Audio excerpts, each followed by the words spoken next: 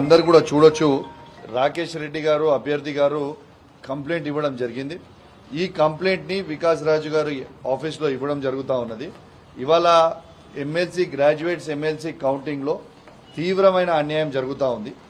Third round లో మాకు 533 lead మన రాకేష్ రెడ్డి గారికి వస్తే ఆ లీడ్ ని టేబుల్ మీద రాకేష్ రెడ్డి గారికి చూపించి ఎంట్రీలో మాత్రము తీసుకుపోయి తీన్మార్ మల్లన్న గారికి ఆ 533 ఓట్స్ కూడా వేయడం జరుగుతూ ఉంది.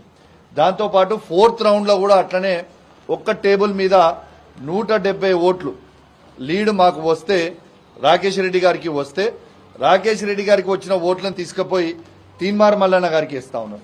ఇది తీవ్రమైన అన్యాయం అని చెప్పి మేము ఆరో గారికి ఆడ మా అభ్యర్థి అయిన రాకేష్ రెడ్డి గారికి కంప్లైంట్ ఇస్తా ఉంటే అక్కడ స్పందించకపోతే మేము ఇప్పటికే కోరుతా ఉన్నాం. దయచేసి ఆరో గారిని కోరుతా ఉన్నాం, వికాస్ రాజ్ గారిని కూడా కోరుతా ఉన్నాం. దయచేసి డెమోక్రసీని బతికించండి. దయచేసి ఓట్లు పడ్డే ఉన్నట్టు కూడా వేసుకోవాలి కదా. దాని ఎవిడెన్స్ కూడా మా రాకేష్ రెడ్డి గారు అక్కడ చూపిస్తా ఉన్నారు. ఆరో గారు యాక్షన్ తీసుకోకపోవడం అనేది చాలా బాధాకరం అని చెప్పి కోరుతాం.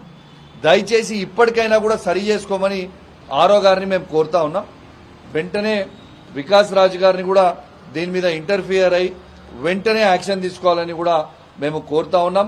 ఎందుకంటే వాళ్ళు ఓడిపోతామని ఒక భయంతో, ఇలా తీన్మార్ మల్లన్న ఓడిపోతాడని ఒక భయంతో ఇలా రాకేష్ రెడ్డి గారికి పడ్డ ఓట్లు ఇక్కడి నుంచి అటు వేయొచ్చా?